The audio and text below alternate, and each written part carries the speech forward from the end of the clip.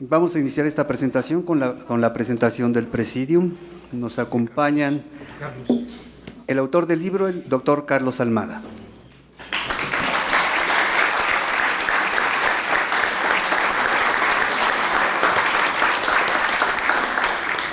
Daniel Alemán Serrano, en representación de la familia Alemán.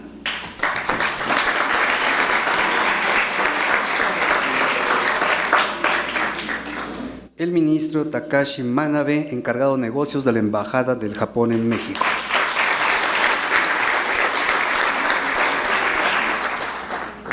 El doctor Javier García Diego, director de la Capilla Alfonsina.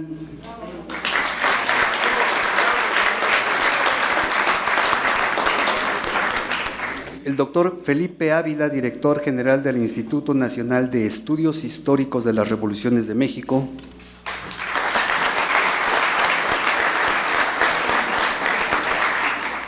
Don Eduardo Flores, editor de Penguin Random House.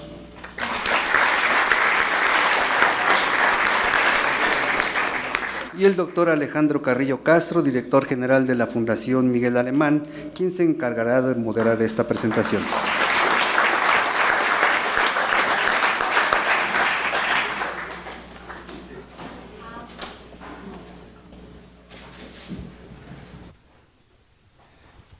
Muy buenas tardes, tengan todas y todos ustedes. Es un verdadero gusto, y yo me atrevería a decir sin hipérbole, un verdadero privilegio el que hoy nos estén acompañando en este evento que para la Fundación Miguel Alemán tiene una significación muy especial, como lo habrán de ir viendo ustedes en el desarrollo precisamente de esta presentación de este estupendo libro de nuestro querido y admirado amigo don Carlos Almada, con prólogo de don Javier García Diego. Primero que nada, en nombre del Liceo Miguel Alemán Velasco y de su familia, aquí representada por don Daniel Alemán Serrano, el representante de la quinta generación de la familia, que nos acompaña precisamente para significar con su presencia el interés que tiene la familia Alemán de continuar apoyando las tareas de esta fundación creada en recordatorio del expresidente alemán hace ya 39 años.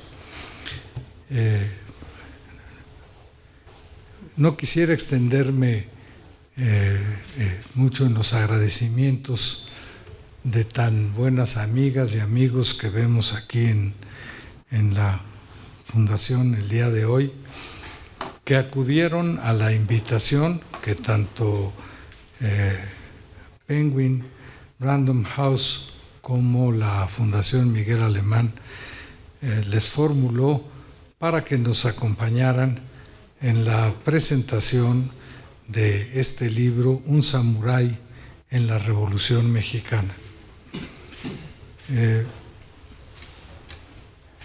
Lo vamos a ir viendo en el desarrollo del evento, pero se trata sin duda alguna de un muy merecido homenaje que ya se debía de tiempo atrás a quienes, para desconocimiento de muchos, por lo menos en cuanto al detalle y a la importancia de lo que esto tuvo en su momento, la participación muy destacada de un servidor público, un diplomático, como lo fue en su momento don Horiguchi Kumaichi, en lo que fue el intento por salvar la vida y eventualmente por rescatar a la familia del lamentablemente asesinado expresidente Madero durante lo que nosotros los mexicanos conocemos como la decena trágica. Se conoce fundamentalmente la participación que tuvieron algunos diplomáticos, particularmente cubano y chileno, pero yo les confieso que, aunque por herencia he sido siempre un estudioso apasionado de la Revolución Mexicana y de lo que aconteció, yo mismo no tenía los datos ni la información que nos proporciona don Carlos Almada en este nuevo, no quiero decir el último, porque conociendo su gran capacidad de producción intelectual, estoy cierto que continuará habiendo una buena cantidad de textos y de investigaciones que se deban a la pluma y al entusiasmo de nuestro amigo Carlos Almada. En su prólogo corto al libro, Javier García Diego, que nos acompaña hoy, y en su momento haré la presentación correspondiente, dice que un prólogo debe ser corto y también creo que la presentación de un moderador debe ser igualmente corta, porque pido una disculpa a nuestros queridos amigos que se dedican al periodismo en México, sobre todo ahora al periodismo televisivo. Estamos acostumbrados a que los moderadores se vuelven muchas veces comentaristas y a veces incluso quitan la palabra entonces, tomando en cuenta esa recomendación de don Javier García Diego, aquí le voy a dejar para que tengan ustedes la posibilidad de ir disfrutando la participación de tan destacados miembros que nos acompañan en el presidio. Como se trata de una obra, de un texto editado por Penguin Random House, corresponde al representante de esta empresa, a don Eduardo Flores, hacer uso de la palabra para obsequiarnos con un mensaje. Don Eduardo, por favor. Muchas gracias. Qué gusto poder ver una presentación del libro llena. La verdad es que creo que el libro no merecía menos. Agradezco mucho a Carlos, primero, la confianza que nos dio como editorial para que pudiéramos publicar este libro. Y bueno, también a nombre del sello Debate, que es donde está este libro, y de Penguin Random House, también agradezco a la Fundación Miguel Alemán para que nos prestara este espacio y que además tuviéramos esta convocatoria tan grande. La verdad es que también le agradezco la presencia de todos ustedes, porque también creo que esto es un homenaje al autor siempre. Las presentaciones son una fiesta del autor, y creo que no hay mejor festejo o mejor homenaje para el autor que leer el libro y discutirlo. Y creo que tenemos un panel de lujo. Sin duda podemos desmenuzar la obra, una obra que sin duda nos da una perspectiva distinta sobre un hecho histórico que tal vez no ha sido tan comentado y que justo ahora nos da luz, y que además creo que nadie más hubiera podido haberlo hecho mejor que Carlos, porque él, pues por su vínculo con la familia Madero, por su experiencia como embajador en Japón, y también por sin duda como su entusiasmo por investigar toda esta historia, ir a fondo, ir tratando de conocer más de la familia allá en Japón, y sobre todo pues también acá en México, hilando todas estos cabos sueltos para después darnos este gran relato histórico, que sin duda, pues como les digo, abre luz sobre algo que no estaba tan conocido, y que además también lo hace bastante bien, porque es un tono narrativo muy ágil, muy alegre incluso podríamos decirle, porque esta historia pues lo hace bastante amena para todos nosotros, y que además nos da la posibilidad de conocer una cultura o parte de una cultura que no era tan cercana en ese momento, y bueno, ahora se han ido acercando los vínculos, que también de eso nos habla Carlos en el libro. Entonces, es un libro que teníamos un poco atrasado por la pandemia. La verdad es que había llegado a nosotros hace tiempo y pues por la pandemia habíamos reducido nuestro plan editorial y ahora por fin la verdad es que nos da mucha alegría que ya vea la luz después de tanto tiempo y después de tantas jornadas de trabajo, Carlos. Qué bueno que ahora podamos estar aquí. Y bueno, pues solo me queda ya cederles la palabra para que comentemos el libro y que también ustedes tengan la posibilidad de leerlo más adelante. Muchas gracias.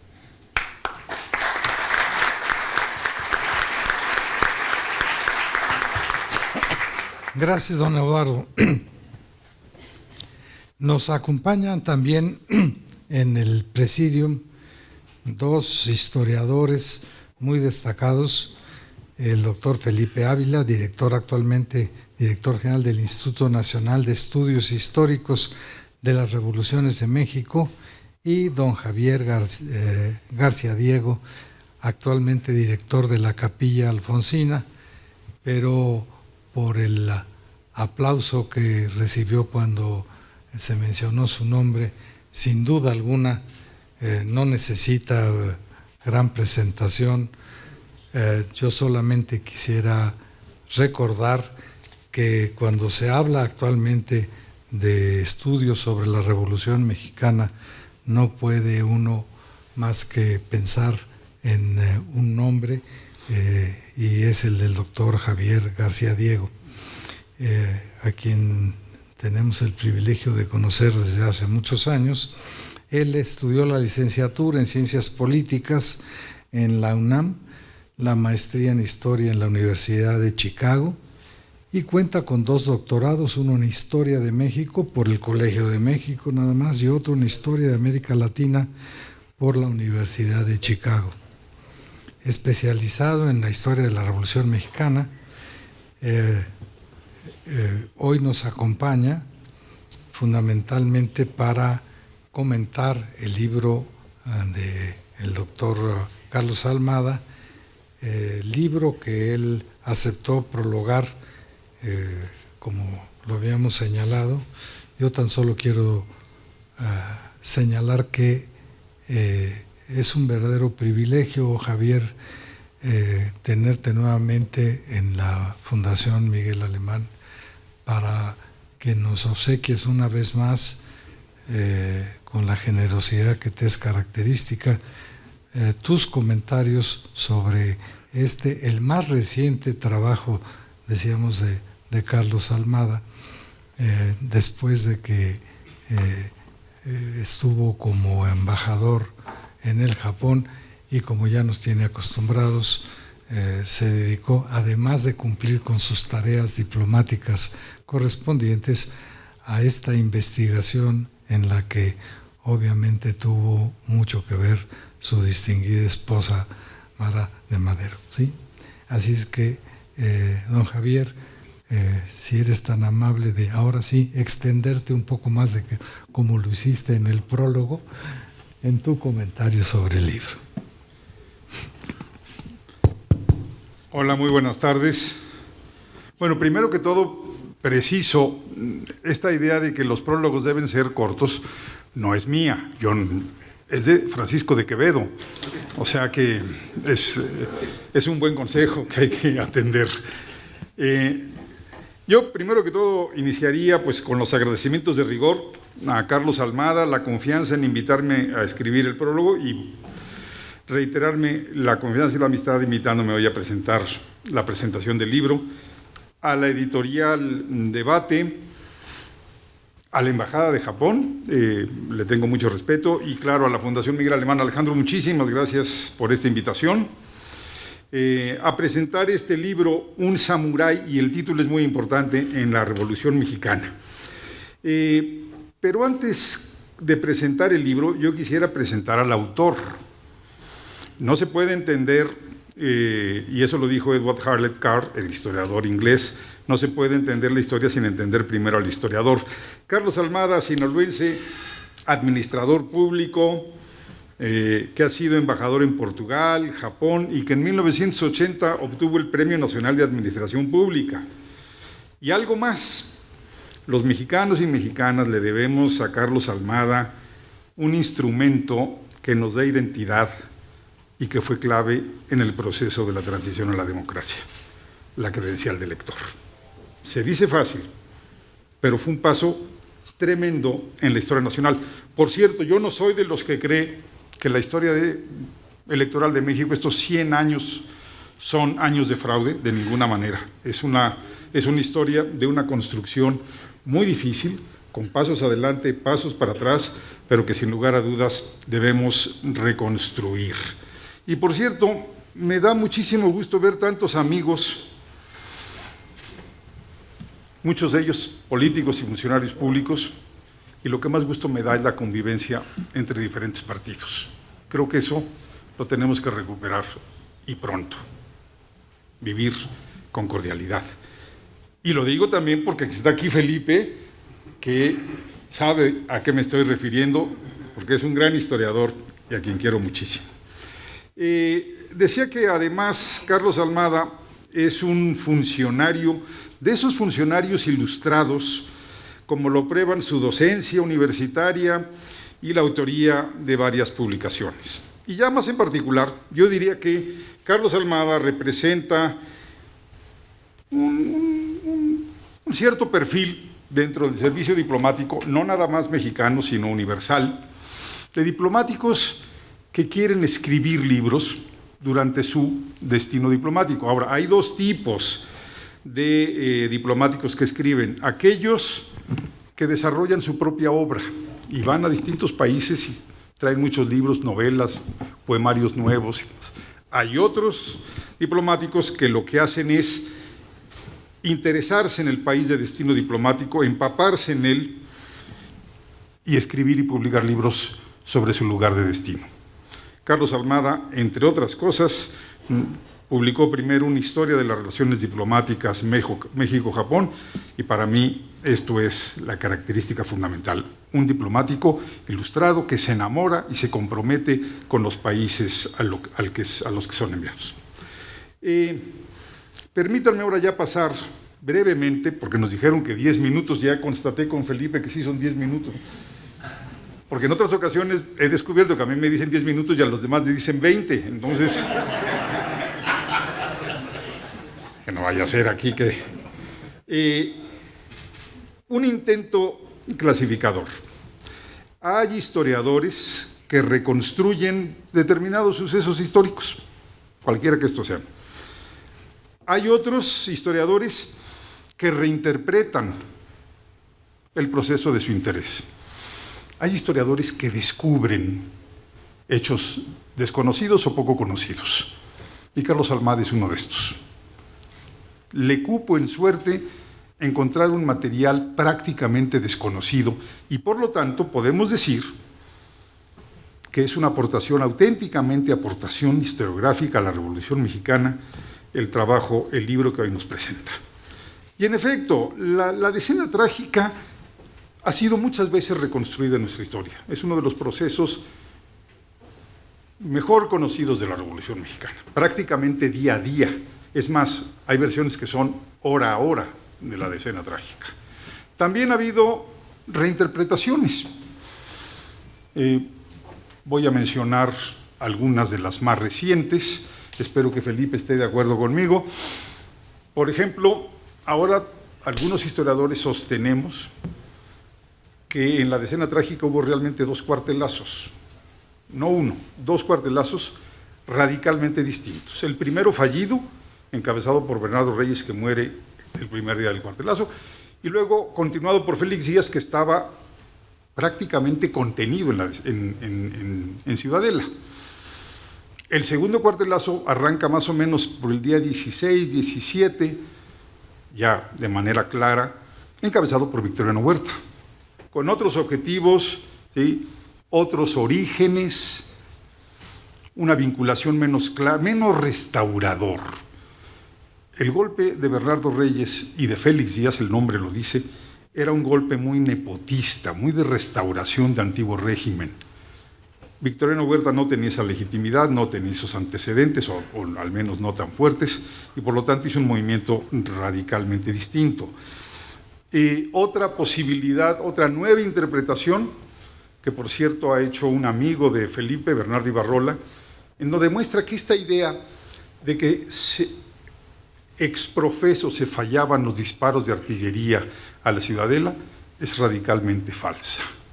Este historiador militar ha encontrado que los obuses eran de determinado calibre, lo que pasa es que la ciudadela pues, era una vieja fábrica de tabaco con paredes muy gruesas.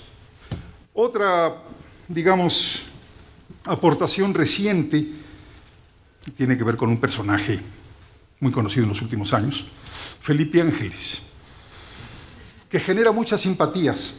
Y a mí la verdad siempre me ha dejado corto Felipe Ángeles. Está de jefe de las operaciones militares en Morelos, que por cierto es el tema que domina Felipe, el zapatismo. El presidente Madero va a buscarlo para traerlo a Ciudad de México a que lo apoye en este cuartelazo. Y a pesar de haber sido traído por el presidente, acepta un puesto menor en términos militares durante la Decena Trágica.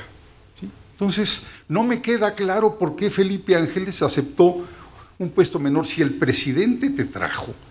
Es para que asumas responsabilidades profundas y sobre todo para mí la más importante era el control militar de Palacio Nacional, que en cambio se lo dejaron a Blanquet. Estas son algunas de las nuevas lecturas que nos permite la historiografía de la Decena Trágica. Pero repito, es un proceso más o menos conocido, conocemos a sus personajes, Bernardo Reyes, Félix Díaz Huerta, Lauro Villar, Felipe Ángeles, a los extranjeros, Henry Lane Wilson, Manuel Márquez Sterling, ya lo mencionó Alejandro Carrillo, en fin, lo que sí es una aportación, pero absoluta aportación, es la participación de Horiguchi Kumaichi, ¿sí?, encargado de negocios ad interim, que dio asilo en la legación, aparte de la familia Madero. Bueno, Mara debe estar muy sacudida con este trabajo de Carlos. Para mí, entonces, este es el principal valor del libro, su auténtica aportación. Es un documento primordial para entender la Decena Trágica y, sobre todo, el documento primordial que utiliza Carlos es el diario de Kumaichi Horiguchi. Lo había publicado el Instituto Mora a partir de una labor de edición de una colega nuestra que se llama Graciela Altamirano, no sé si esté por aquí Graciela, no Graciela, Graciela, pero el que lo haya publicado el Mora lo limitó a ser conocido únicamente por los expertos en el círculo académico. Más allá no se conocía esta labor de este encargado de negocios japonés, que a mi modo de ver es absolutamente importante. ¿Cómo fue que Graciela Altamirano lo encontró? En el archivo de Manuel Calero. Manuel Calero depositó, donó, la familia de Manuel Calero donó su archivo al Archivo Histórico Diplomático de Relaciones Exteriores de Genaro Estrada, que yo en el prólogo me permití decir, Carlos, que es un poco un espejo en el que te miras, sinaloenses, funcionarios ilustrados, ilustrado en serio. Bueno, Calero fue, y a lo mejor por ahí viene el contacto, el primer secretario de Relaciones Exteriores de Madero, el miembro del primer gabinete. Seguramente conoció a este señor encargado de negocios ad interim. La pregunta fundamental que se hace un historiador es ¿cómo explicarnos que un funcionario medio, un encargado de negocios ad interim, ¿sí?, pueda contraponerse, pueda ir en contra de la política que proponían Félix Díaz, Victoriano Huerta, Henry Lane Wilson, que por cierto era el decano del servicio exterior porque era el único que tenía rango de embajador. Los demás, México no tenía relaciones a nivel de embajada, salvo con Estados Unidos, los demás países eran relaciones a nivel legación, ministros. Entonces, Henry Lane Wilson tenía, digamos, una ascendencia por sobre todo el cuerpo, era el decano del cuerpo diplomático por ser el único embajador. Contra él se lanza este encargado de negocios ad interim de Japón, y la pregunta es ¿por qué lo hace? La conclusión a la que llega Carlos Almada es que se debe a los orígenes paternos, a que su padre tenía una vinculación ahí samurái, y que había nacido además en una población nagaoka muy apegada al bushido, que es un código de honor. Entonces, la explicación que da Carlos es una explicación sobre todo moral, ética, la de este tipo, que bueno, fue huérfano de padre muy pronto. Gracias a su buena educación entró al servicio público en Japón, primero al área judicial, luego ya a la parte diplomática. Estuvo en Corea, China, Países Bajos, Brasil, Suecia, Berlín, antes de llegar a México. Y bueno, la pregunta fundamental es, ¿qué hizo en México? Llega en 1909, ¿sí? Se retira el ministro plenipotenciario, él se queda como encargado de negocios ad interim, y bueno, le tocaron los 3 primeros años de la Revolución Mexicana, le tocó el reyismo, el antirreeleccionismo, la lucha armada, el gobierno de León de la Barra, cuyo experto es Felipe Ávila, es el único que conoce en este país gobierno de la Barra, y luego la presidencia de Madero.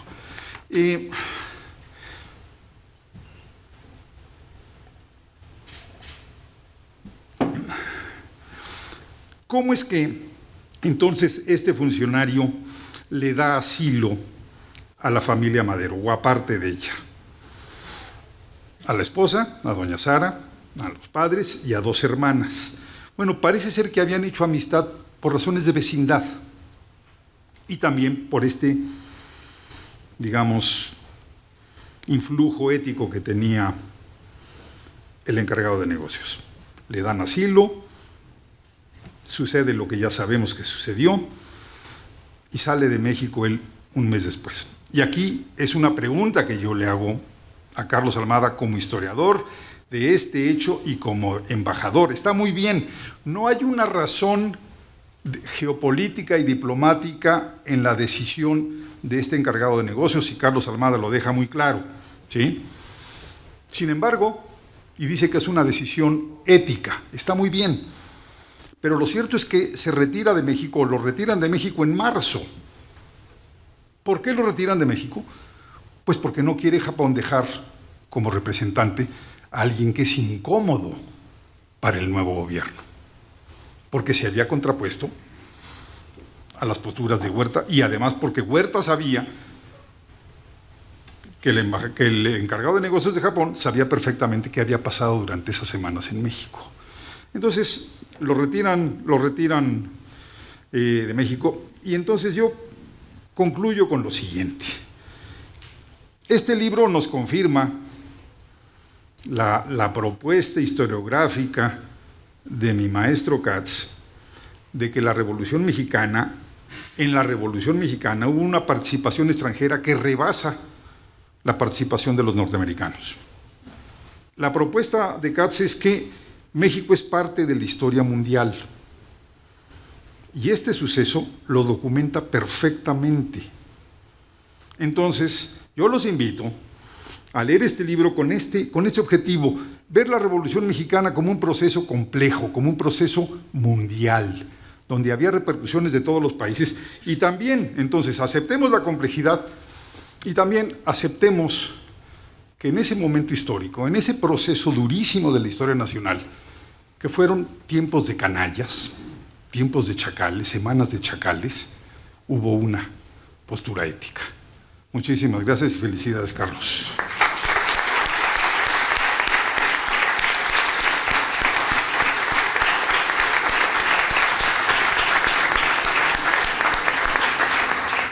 Como ustedes ven, el doctor Javier García Diego tiene esa extraordinaria virtud de que después de que habla sobre un tema, siempre nos deja deseando que siga hablando más y que nos siga informando. Muchas gracias, Javier. También las presentaciones deben ser breves, lo dijo Quevedo, ¿eh? Sí, pero yo a Quevedo no lo conocí. Yo tampoco. Te conozco a ti y creo que es siempre muy grato el tenerte aquí con nosotros, obsequiándonos tus comentarios. Toca ahora el turno al doctor Felipe Ávila, actual director general del Instituto Nacional de Estudios Históricos de las Revoluciones de México. También, al igual que Javier, es licenciado en Sociología por la Facultad de Ciencias Políticas y Sociales de la UNAM y doctor en Historia por el Colegio de México. Ha sido investigador del Instituto de Investigaciones Históricas de la UNAM y, como hemos dicho, es director actualmente del Instituto Nacional de Estudios Históricos de las Revoluciones de México.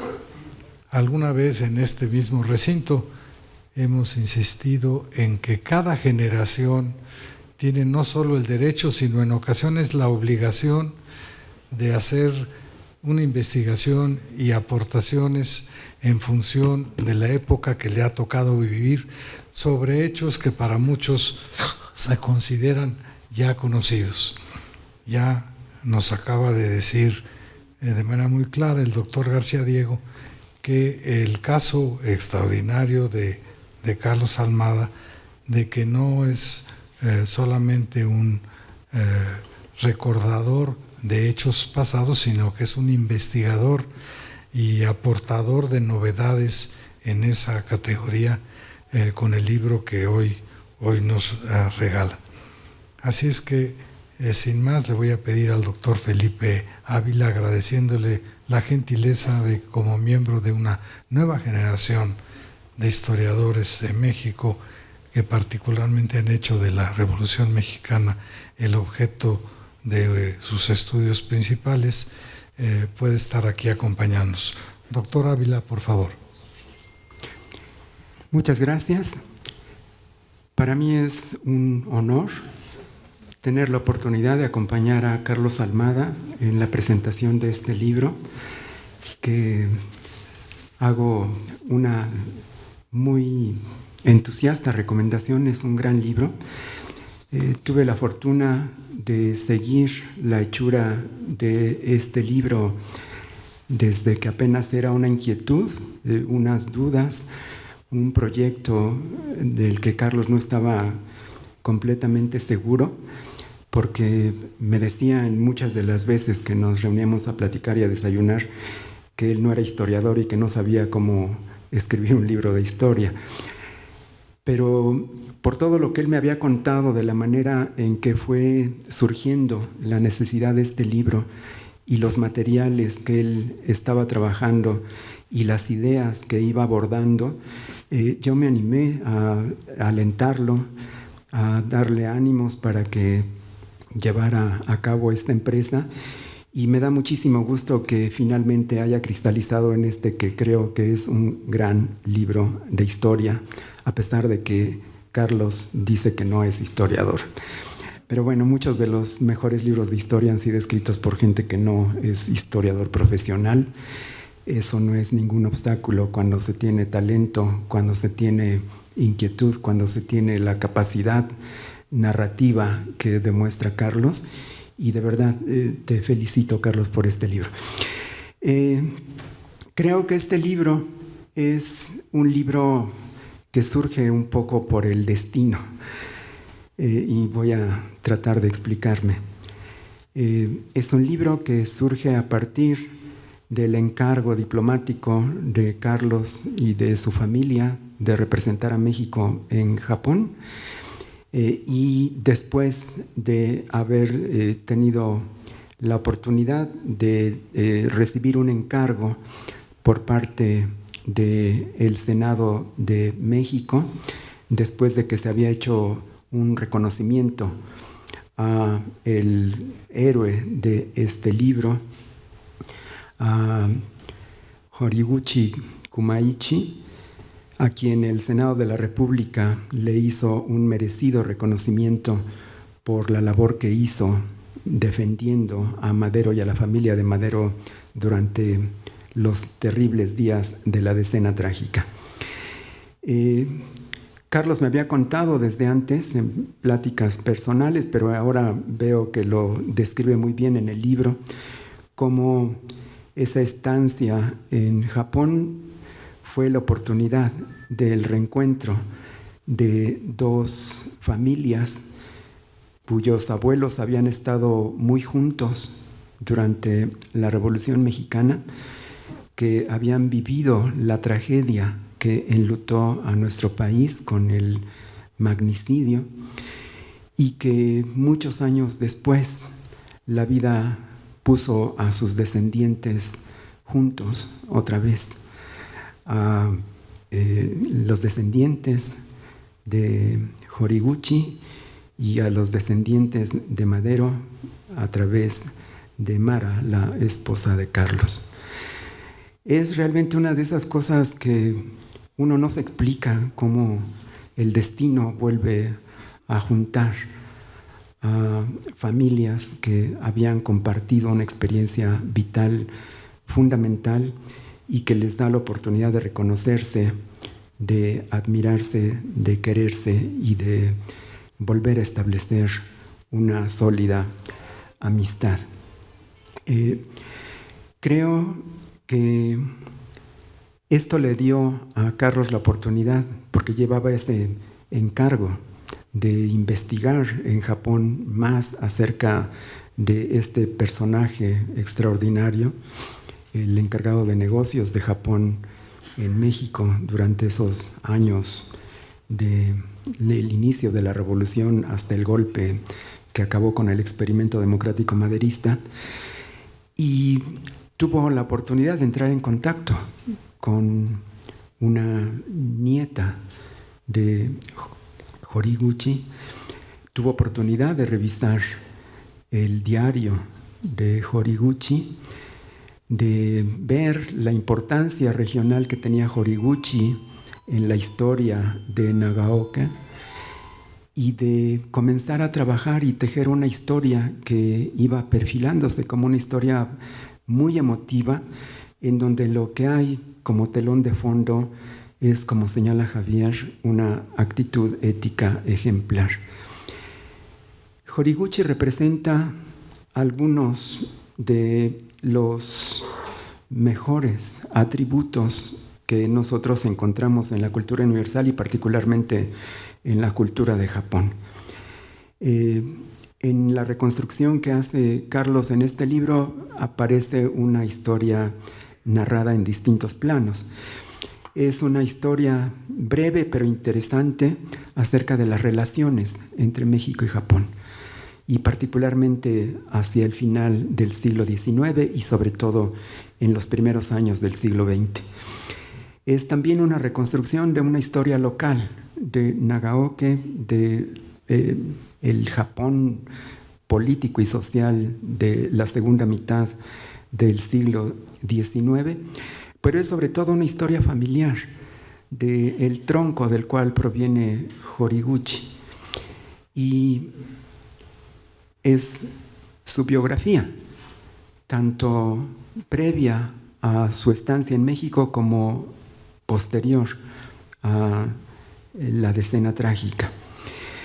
Y desde luego, como comentó ahorita Javier, lo más relevante desde el punto de vista historiográfico para los historiadores y para quien le interesa la historia de la Revolución Mexicana es haberle sacado jugo al diario de Horiguchi, porque yo, que he trabajado igual que Javier desde hace muchos años los archivos de la Revolución, los periódicos, las memorias, las historias, me encontré con información que yo no conocía. Es esta visión íntima que surge del diario de Horiguchi, que va describiendo con una gran emoción lo que va a pasar en México desde el estallido de la rebelión militar, el 9 de febrero de 1913, hasta el entierro de Madero. Yo no sabía y me sorprendió conocer que desde la tarde del 9 de febrero la familia de Madero, los padres, la esposa, las hermanas, se habían refugiado en la legación de Japón tratando de salvar su vida. Escogieron este lugar porque ya tenían una amistad previa con la familia de Madero, con Sara, pero también con Gustavo, con la esposa de Gustavo, con las hermanas del presidente, y había una empatía, una sincera amistad. Y en esos momentos de peligro es sorprendente cómo la decisión de la familia Madero cuando estalla la rebelión militar es ponerse a salvo en la casa de uno de sus amigos, que además les podía ofrecer inmunidad diplomática. Y es a través de este refugio en la legación japonesa y en todas las muestras de solidaridad, no solamente de Horiguchi y de su familia, que a riesgo de su vida ponen en primer lugar el proteger a los refugiados, sino también las muestras de solidaridad de la pequeña comunidad japonesa que habitaba en la Ciudad de México, que ofrecen lo que tienen, lo que está a su mano, arriesgando su vida también para garantizar la vida y la seguridad de la familia del presidente mexicano que está refugiada en la legación. Creo que este es un aspecto absolutamente desconocido de la Revolución Mexicana y que el diario de Horiguchi le permite a Carlos Almada reconstruir la historia de esos días, pero desde esta perspectiva tan especial, tan particular y tan emotiva, que es una vivencia de familia y que es una vivencia de amistad. Y creo que lo que más llama la atención es esta actitud de solidaridad, de amistad y de entrega absoluta entre la familia de Horiguchi, la familia de Madero, y teniendo como telón de fondo lo que está pasando en la Ciudad de México durante esos trágicos días. También cuenta lo que pasa después de manera muy somera con los descendientes, y cuenta también en las primeras páginas la oportunidad que tuvo de reencontrarse Carlos con Mara y con los descendientes de Horiguchi en Tokio de manera muy emotiva. Me parece que es mucho más que una obra de historia, es una historia novelada, es una narrativa muy emotiva, muy bien escrita, muy bien contada, con personajes entrañables con los que uno simpatiza desde los primeros momentos y que nos ofrecen una visión humana, íntima, cercana de la historia, que no tienen que ser los grandes acontecimientos, las grandes epopeyas, las grandes batallas. A veces uno aprende más de estas pequeñas cosas de la vida, como diría Serrat, que creo que es lo más valioso que nos ofrece, porque aquí nosotros tenemos a seres humanos, a emociones, tenemos a valores, tenemos a actitudes gallardas, que creo que es un gran ejemplo para las nuevas generaciones. Y desde luego yo hago un llamado muy enfático de que este libro vale muchísimo la pena, y ojalá que Carlos siga escribiendo más libros como este. Muchas gracias.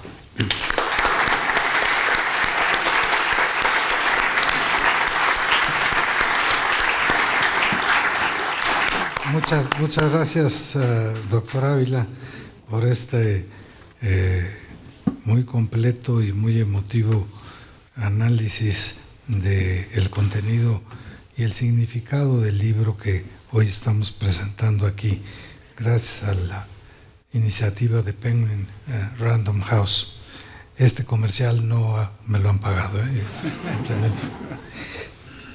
Toca ahora su turno al ministro Takashi Manabe, encargado de negocios de la Embajada de Japón en México.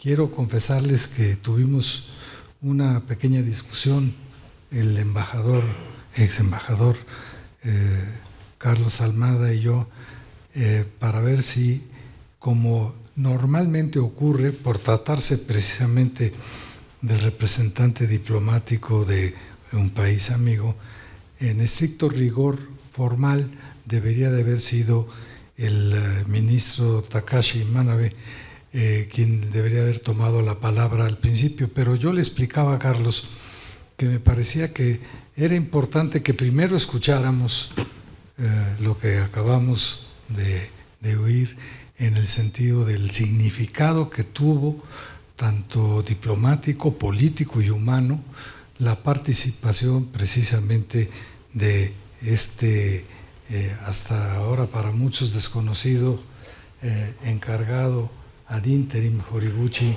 Kumaichi. Le pedía a Carlos que, recordando que cuando mi padre fue embajador en la República Árabe Unida, le pidió a uno de sus amigos que le enseñara a decir bienvenido en árabe, y les confieso que es más sencillo lo que me dijo Carlos. Tú dile, yo coso ministro Manabe. O sea, muy bienvenido y tiene usted el uso de la palabra.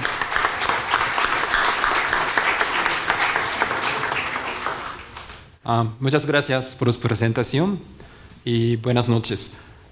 Me da mucho gusto estar aquí en representación del embajador Fukushima, que está ausente en ese momento. Y quisiera saludar respetuosamente al público que nos acompaña y desde luego a los distinguidos presentadores de este libro.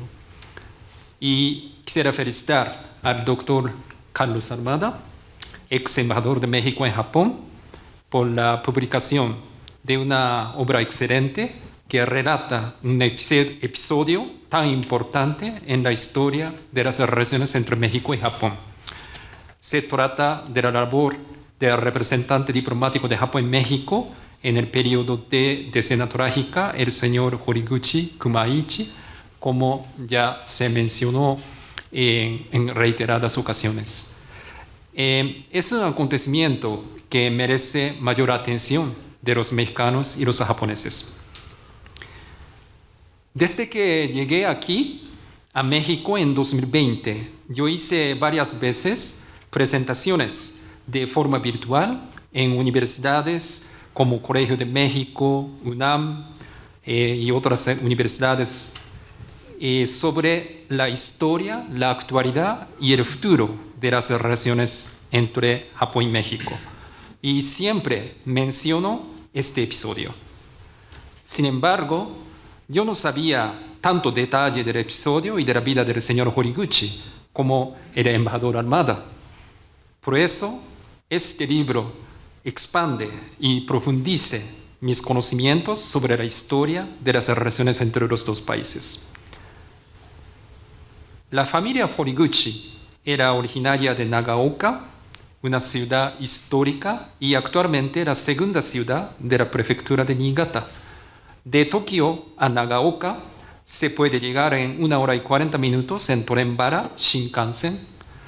Y si vemos la página web de la web oficial de la ciudad de Nagaoka, se hacen referencia a los nombres del Horiguchi Kumaichi y de su hijo, el señor Horiguchi Daigaku, un poeta famoso, como grandes personajes de la ciudad. Y tengo conocimiento de que el embajador Almada visitó esa ciudad de Nagaoka en 2017 para ver la exposición sobre el señor Horiguchi Daigaku. Sin embargo, tengo que confesar que yo no conozco personalmente esa ciudad. Así que cuando tenga tiempo para regresar a Japón, tendré que visitar Nagaoka sin falta. Y Japón y México tienen una historia de intercambio de más de 400 años y la relación diplomática de más de 130 años. Y actualmente mantienen las relaciones de amistad y cooperación como socios globales estratégicos. Y precisamente ayer, el canciller Ebrard de México y el canciller Hayashi de Japón sostuvieron una reunión fructífera en Tokio en la ocasión de la visita del canciller Ebrard a Japón para asistir funeral de Estado del ex primer ministro Abe. Sin duda, la labor del señor Horiguchi, con su coraje, humanidad y espíritu de samurái contribuyó al fortalecimiento de lazos entre ambos países.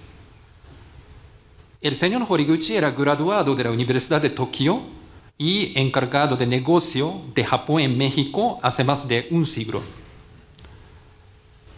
Me siento muy orgulloso como egresado de la misma universidad y encargado de negocios en la actualidad.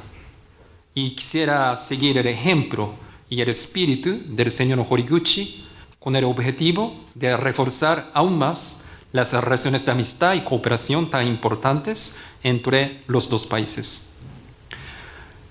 Y antes de concluir mis palabras, honremos los méritos del señor Horiguchi Kumaichi y también quisiera felicitar nuevamente al embajador Almada por su gran trabajo de publicar un libro tan impresionante y fabuloso que debe ser leído por muchos mexicanos y japoneses y con certeza contribuirá a estrechar los lazos de amistad y cooperación entre los dos países que son vecinos en la cuenca del Pacífico. Muchas gracias.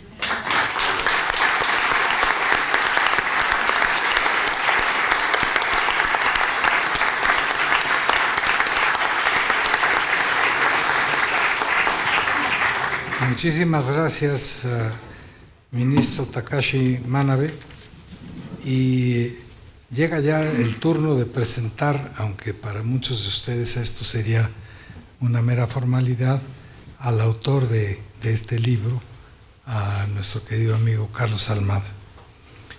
Para muchos de ustedes, sobre todo para los de nuestra generación, o mi generación al menos, y la subsecuente, Carlos Almada se había significado durante muchos años como el epítome o uno de los ejemplos más destacados de un servidor público profesional y serio.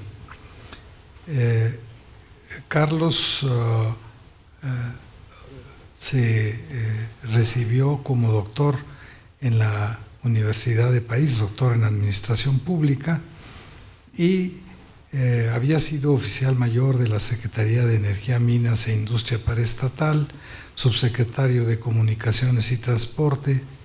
A nivel estatal le correspondió el honor de ser el primer caso en donde, como una de las recomendaciones que hizo el programa de reforma administrativa del entonces presidente José López Portillo, se recomendaba que se sustituyera la figura del oficial mayor por la de secretario de Administración y Finanzas. La idea fundamentalmente es que era una especie de ya rémora de la colonia hablar de oficiales mayores, porque se trataba de la época en que había el oficial primero, el oficial segundo, el oficial tercero y el oficial mayor. Entonces se recomendó que los estados, en lugar de tener oficiales mayores, ya modernizaran su terminología administrativa, y Carlos fue el primero que recibió la designación a nivel estatal de secretario de Administración y Finanzas en un gobierno estatal.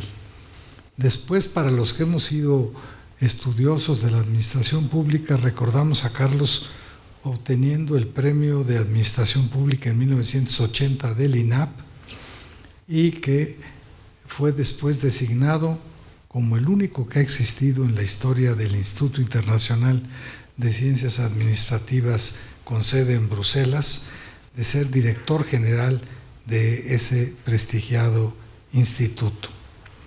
Ha dado clases en la UNAM, en la Universidad Autónoma del Estado de México, en la Universidad Autónoma de Nuevo León, y ha sido condecorado por 11 países. Su libro más reciente es México-Japón, 130 años de relaciones diplomáticas, publicado por la Cancillería mexicana.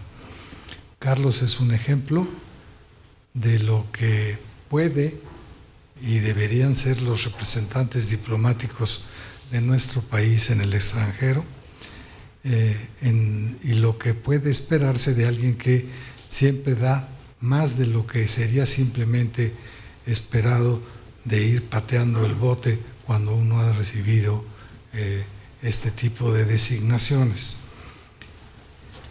A Carlos, cuando lo hicieron embajador en Japón, yo le pedí que incluyera la posibilidad de recibirnos en ese país simplemente como turistas, porque en mi familia paterna y materna hay una relación muy especial, curiosamente, con ese país. Mi abuelo, el padre de mi padre, fue designado cónsul general de México en Yokohama en 1923, cuando además de ser recibido con gran estima y calor por el gobierno japonés, pues lamentablemente también fue recibido por el terremoto de 1923, que costó casi 1 millón de habitantes. No vamos a tener esa reciprocidad con usted. Esperamos. Y después el hermano menor de mi madre, que fue embajador de México también en Japón, le correspondió ser embajador en Japón precisamente cuando se remozó el edificio de la embajada, y yo aprendí en el libro de Carlos que el gobierno japonés en 1908, una cosa así, le había obsequiado, bueno, casi obsequiado, dado en renta muy simbólica al gobierno de México, el lugar en donde se encuentra actualmente la Embajada de México, muy cercana al Gran Palacio, en donde solamente hay otra embajada, que es la del Reino Unido, cosa que también, al igual que muchos mexicanos, desconocíamos. Pero hay algo también que está en este libro y que me gustaría destacar. Se acercaba el 1910, el aniversario del inicio de la independencia de México, y Porfirio Díaz planeaba enviar a su hijo a llevar la buena nueva y la representación de México para hacer la invitación correspondiente a los funcionarios japoneses. Y por eso se hablaba de una nipofilia en México. Es decir, en el libro tengo entendido que esa es la palabra que utiliza Carlos, que nos resulta ahora un poco curioso, pero había una gran admiración y un gran interés por conocer lo que ocurría en Japón. Entonces, tengo entendido que cuando se inaugura el Chopo, el Museo del Chopo, solamente a un país se le da la posibilidad de tener una exhibición, y ese país era precisamente Japón, para poder conocer las cosas que en ese momento estaba enviando al mundo Japón, con un dejo interesante que señala Carlos en su libro. Japón estaba superpoblado y tenía una política de promoción de emigración. En cambio, México estaba subpoblado y tenía una política de incorporación de migrantes, lo que hacía complementaria o volvía complementaria estas dos políticas. Muy curiosamente, esto llevó a que está en el libro también, y me llamó mucho la atención, creo que fue senador o representante del Congreso norteamericano, decía que Porfirio Díaz había caído, entre otras cosas, por su proclividad hacia Japón, cosa que ahora ya no se mencionaría eso, porque cuando se habla de proclividades para compensar el peso que tenía Estados Unidos en la política mexicana, uno pensaba básicamente en Inglaterra y no en Japón, pero en ese momento, curiosamente, hasta en Estados Unidos decían, pues cómo no iba a caer Porfirio Díaz si ya estaba entregándole México a Japón. Digo un poco para hablar del contexto. Y es en torno del contexto que yo quisiera recomendar también, como ya lo hicieron anteriormente quienes hicieron uso de la palabra, que no solamente es ameno, sino la manera en que Carlos describe de manera sintética el contexto de lo que fue la Revolución Mexicana, sus orígenes y su desarrollo, es altamente recomendable para quien quiera leer en unas cuantas páginas el significado, la importancia y la manera en que se desarrolló ese movimiento armado, político y social en nuestro país. Por todas esas razones, tus amigos que hoy te acompañamos, amigos y amigas, mi querido Carlos, estamos muy deseosos que tú culmines este evento en el que, como se puede ver, has tenido una capacidad de convocatoria poco usual en esta casa, por lo cual nos sentimos muy orgullosos de que hayas aceptado presentar tu libro aquí, el día de hoy, con la presencia de tantas gentes que te queremos y te admiramos. Don Carlos, tienes la palabra. Muchas gracias.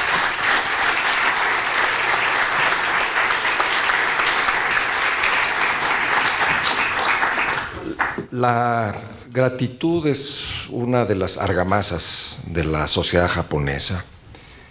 Se agradece a los emperadores, se agradece al país, a los padres, a los maestros, a los hermanos, se agradece siempre.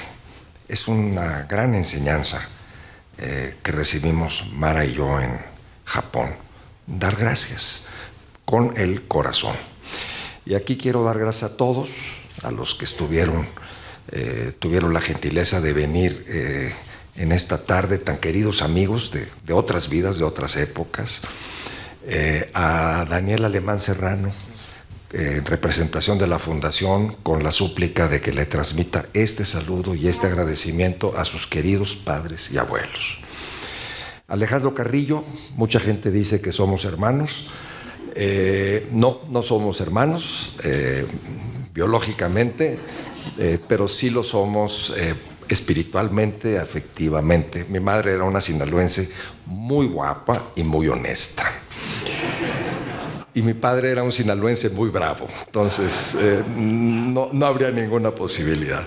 Al ministro Manabe, muchísimas gracias, y muchísimas gracias por todo y en todo a Japón. De Javier García Diego, pues se ha dicho siempre que es caballeroso, erudito, generoso. Es eso y es más. Es un amigo gratísimo que derrocha sabiduría, bonomía.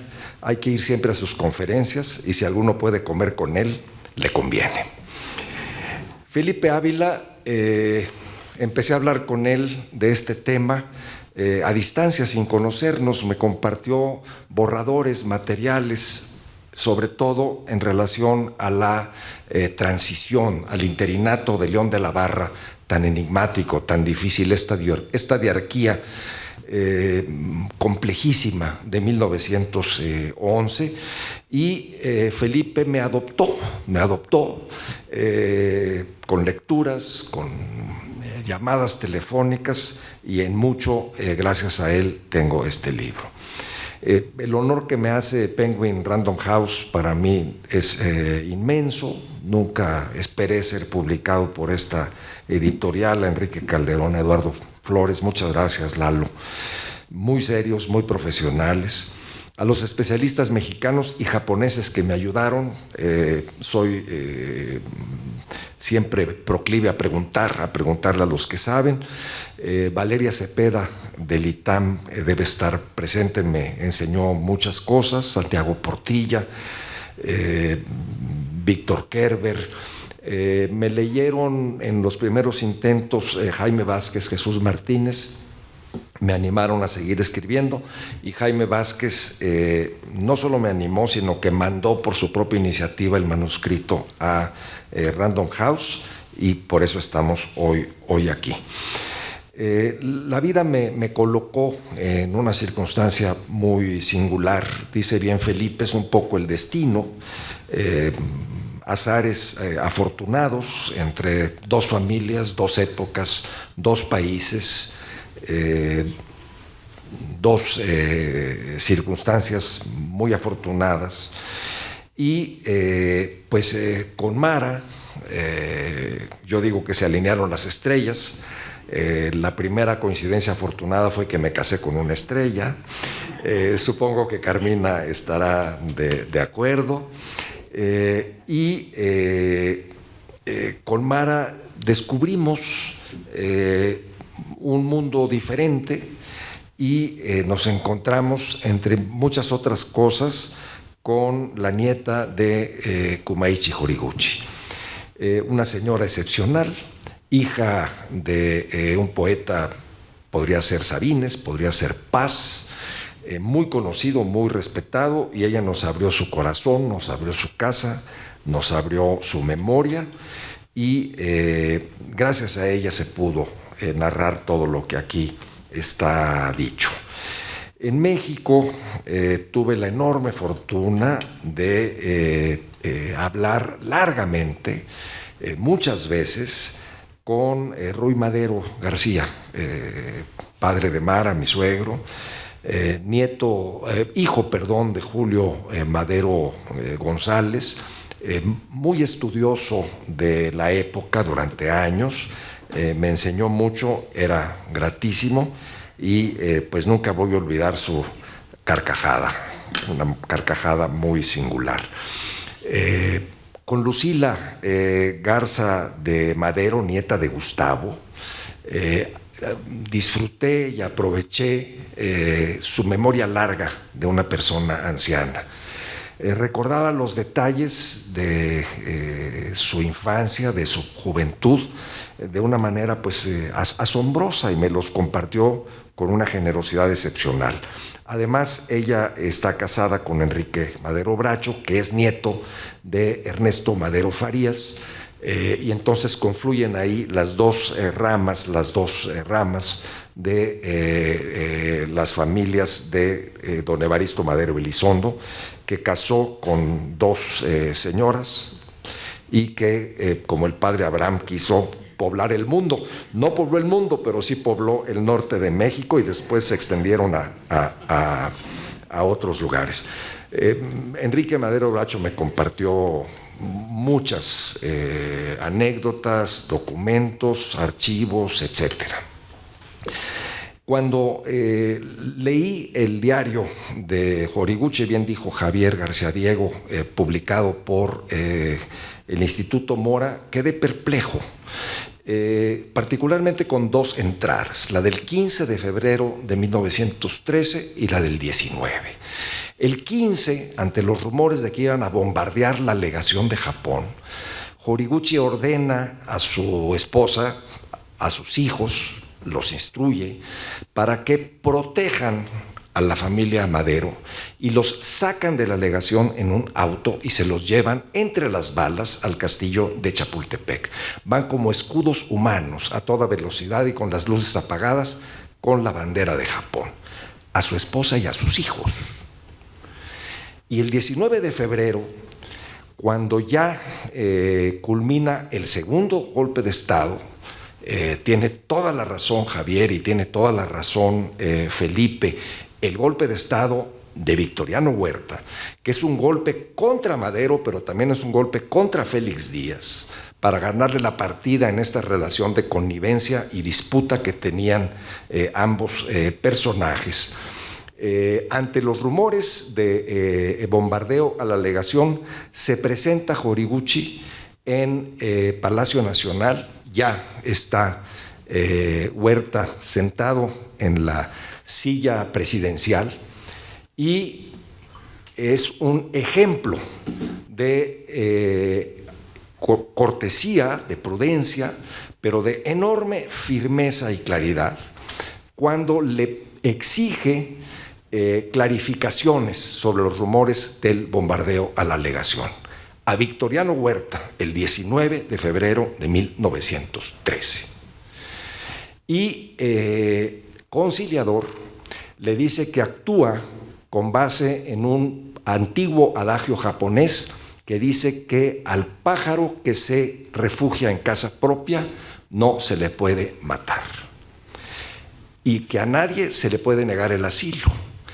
Y le ofrece al general Huerta que si lo necesita, él o su familia también será bien recibido en la legación de Japón.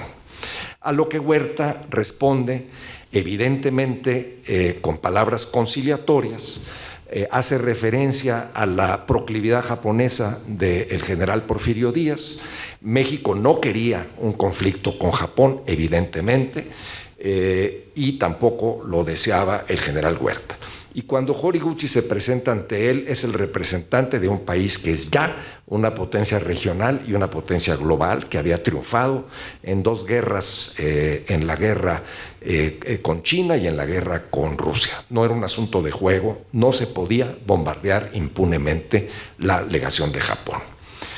Y aprovecha Horiguchi el desconcierto de Huerta para pedirle, exigirle, demandarle que le permita ver al presidente. El presidente Madero, junto con el vicepresidente Pino Suárez y el general Ángeles, están en las mazmorras improvisadas de la Intendencia de Palacio Nacional. Quienes lo conocen el lugar saben que esto está prácticamente abajo de la oficina del presidente, en el patio de honor, si no me equivoco. Es increíble, es como en una mazmorra de un palacio feudal, de un castillo feudal. Cuando llega Horiguchi a este lugar, Madero lo abraza efusivamente y le agradece evidentemente todo lo que está haciendo por su familia. Había sido ya asesinado, por cierto, y no lo sabía Madero, Francisco, Gustavo Madero, de la manera más artera y cruel en la Ciudadela. Si hacía falta alguna prueba de la connivencia entre Huerta y Félix Díaz, él la entrega a la chusma de Gustavo Madero en la noche del 18 de febrero de 1913 es más que determinante. Esta perplejidad es la que yo quiero responder con el libro.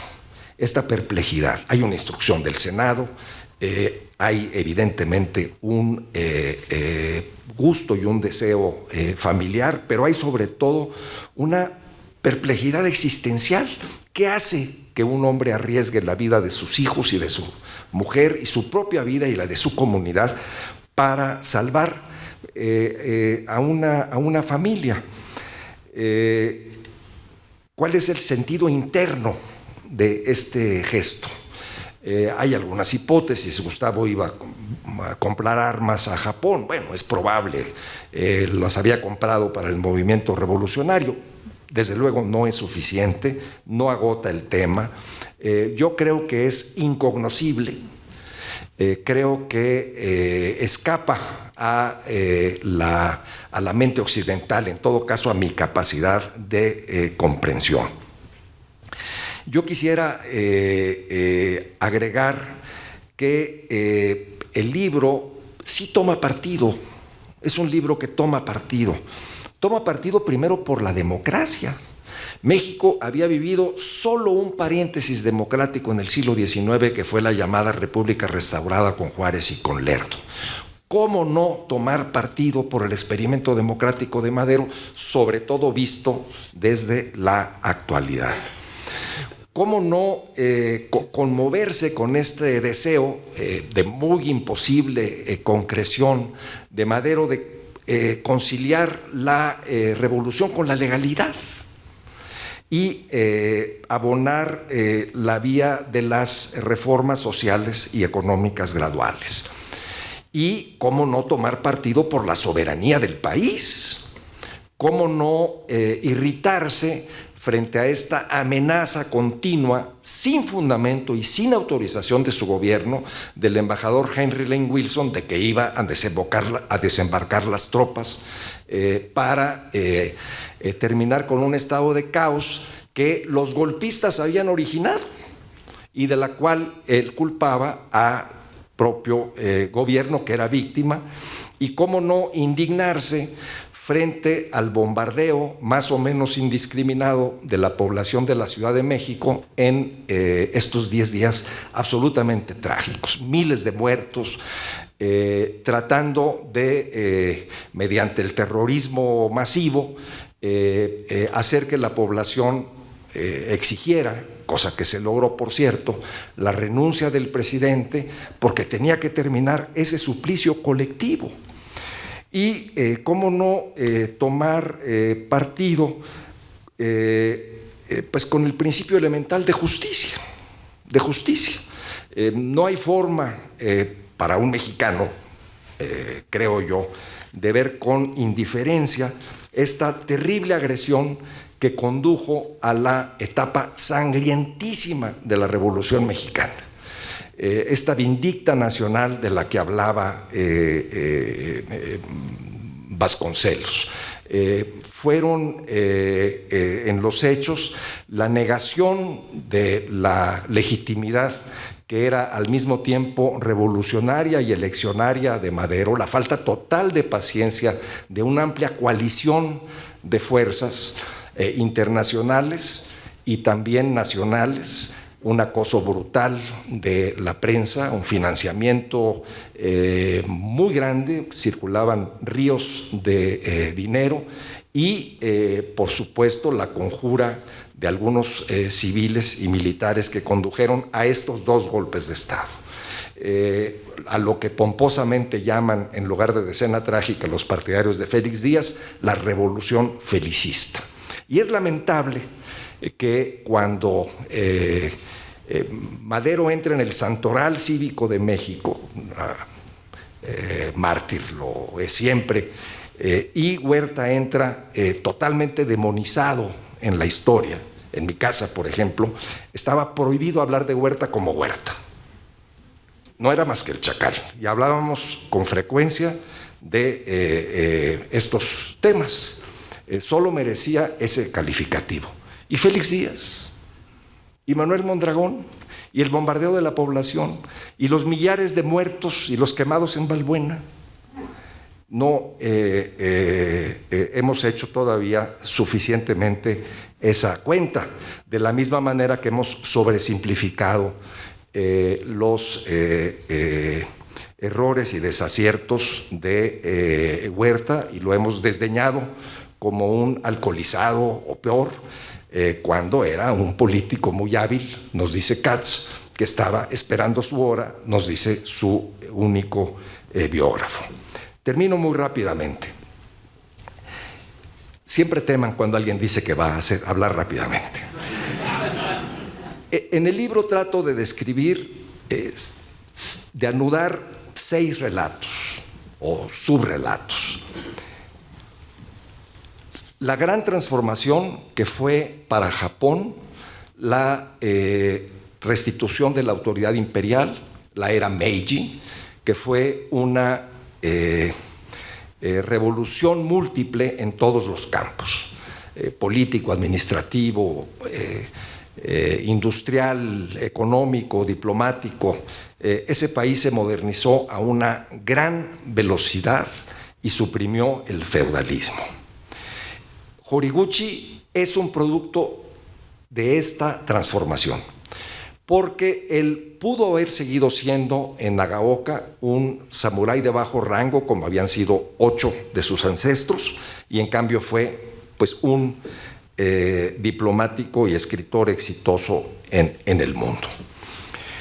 El segundo relato es, ya lo refirieron, su llegada a México y esta niponofilia que se vivía, y que explica de alguna manera también el vínculo entre México y Japón en un contexto en el que se empezaba a dar la rivalidad estratégica entre Japón y Estados Unidos después del triunfo de este país en la guerra con España en 1898 y la colonización de Filipinas y Guam por parte de Estados Unidos.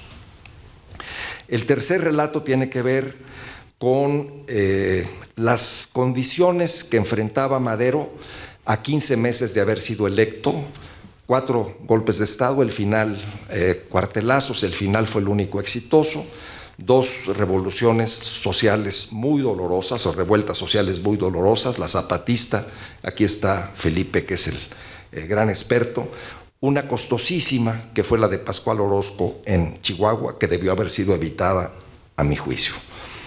El cuarto relato es la decena trágica misma, el diario, pero con el diario los telegramas que intercambia Horiguchi con su cancillería, que no habían sido explotados, no habían sido revisados, y que arrojan luz sobre los acontecimientos. Horiguchi actúa sin órdenes de su gobierno, pero nunca le miente a su gobierno y nunca le dice toda la verdad a su gobierno, cosa muy sabia en muchas materias. El relato se articula diario, telegramas, los hechos en la calle, visibles para cualquier observador, y las intrigas diplomáticas, las intrigas de los políticos, de los senadores, de los antiguos porfiristas y los bandos que se abren entre diplomáticos.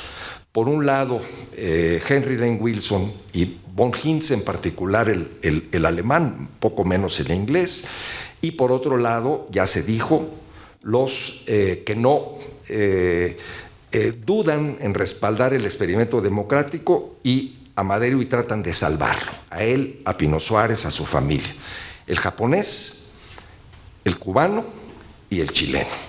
Y son como relevos. No consta que se hayan coordinado, pero en los hechos se van sucediendo. El quinto relato es el destino de los protagonistas. Somero, dijo Felipe. ¿Qué pasó después con Horiguchi? ¿Cómo muere? No se los platico porque sí quiero que compren el libro. ¿Reconoció México o no reconoció a Horiguchi? ¿Faltamos o no al deber de agradecimiento? No. En su oportunidad, México supo agradecer y agradeció bien. Después se diluyó la memoria, después del año del 35. Después de la decena trágica, el exilio de los Madero, la militancia de doña Sara Pérez de Madero, esta viejita que nos platica José Emilio Pacheco en Batallas en el Desierto, sí existió al final, pero antes de eso era una verdadera guerrera. Era una verdadera guerrera que no paró ante nada para denunciar por todos los medios posibles lo que había ocurrido. Fascinantes sus entrevistas con Henry Lane Wilson en 1913 y con el embajador Josephus Daniels en 1933, hasta su muerte en el 52. El sexto relato es la historia de la historia. Ya lo dijimos, no hay que repetirlo, solamente quisiera hacer referencia al momento más importante en el que vivimos Mara y yo en Japón. Fue en casa de la señora Sumireko Horiguchi, en Hayama, al norte de Tokio, una casa japonesa construida por su padre, el ilustre poeta tradicional. Acudimos Mara, Isabel, mi hija, y yo, y sería el sueño de todo biógrafo, algo así como un mundo de fantasía. Todo estaba ahí, todo. Los escritorios, las plumas, las fotografías, los documentos, todo, absolutamente todo. En una casa como son las japonesas, bellísima, multifuncional. Al llegar subimos a la segunda planta, nos sentamos a la japonesa en una mesa baja, y la señora Sumireko pronunció 2 frases. Dijo: los Horiguchi somos pocos, ahora con ustedes somos más. Y luego extrajo de un rollo, de un verde deslavado, una pieza de caligrafía, de shodo, caligrafía artística, que era una de las aficiones de Horiguchi. Horiguchi era aficionado a la poesía clásica china, a la caligrafía y a escribir. La extendió y nos dijo: esta es la pieza más valiosa, más preciada para nosotros de nuestro abuelo Kumaichi. Y nos la explicó. Está acá.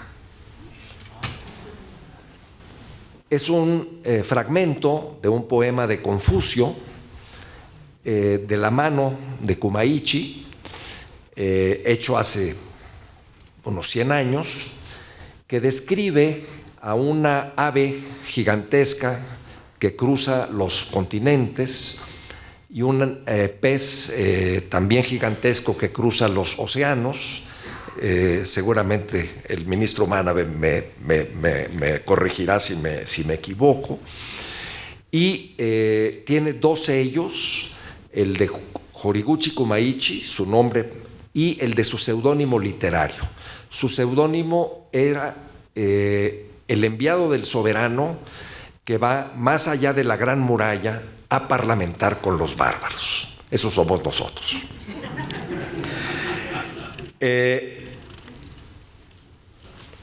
Nos dijo la señora Sumireko que, a su juicio, esta obra representa la filosofía profunda de su abuelo y también cómo se veía él como representante diplomático de Japón en España o en Rumania. Y nos dijo que quería que lo conserváramos. No es un regalo. Dijo que ellos habían decidido que nosotros fuésemos los custodios de esta caligrafía. La emoción que tuvimos Mara, Isabel y yo fue enorme. No nos dieron tiempo de responder. Bajamos a la cena y pasamos uno de las noches más extraordinarias con algo que por supuesto no se puede comprar, no está en el mercado, que esta gran muestra de amistad y de generosidad extrema de esta familia. Yo les quiero decir que ya ha habido una relación de amistad de 5 generaciones entre estas familias. Para Mara y para mí esta caligrafía pues está evidentemente en el lugar más importante de nuestra casa, nos importa más que cualquier otra pintura o cualquier otro objeto que tengamos, y tiene un destino. Esta caligrafía va a ser, ya lo acordamos así, para Isabel, mi hija, y después será con esta mirada que los japoneses nos enseñan de largo plazo, para Emiliano, su hijo. Y nosotros deseamos que en el futuro, con el nieto de la señora Sumireko, pues continuemos esta relación de amistad. Y que en este mundo en el que todos los días nos despertamos con alarmas rojas y alarmas naranjas que nos inquietan sobre múltiples hechos que causan zozobra a la humanidad, y no estoy exagerando, permanezca una luz de esperanza, así sea muy pequeña, como bien lo dijo el doctor García Diego hace unos momentos. Esa es la gran enseñanza, lo dijo también Felipe, la gran enseñanza, una pequeña luz de esperanza, pero real, no retórica, de que es posible mantener a lo largo de muchos años, de mucho tiempo, en gran distancia, el recuerdo de una persona que decidió el domingo 9 de febrero de 1913 jugar todo lo que tenía, su vida, la de su familia, la de su comunidad, su carrera y todo lo que había a su alcance para salvar a sus amigos. Sería todo, muchas gracias.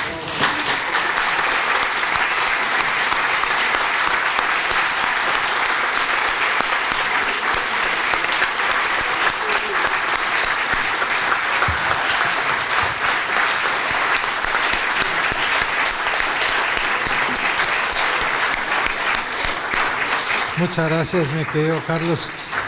Con esto concluye esta parte del evento, que tiene una secuela, que es que los que quieran acompañar a Carlos a tomar un vino de honor lo podamos hacer allá atrás, y los que se animen a comprar el libro lo hagan y aprovechen que el autor está aquí para que se los dedique. Muchas gracias a todos ustedes.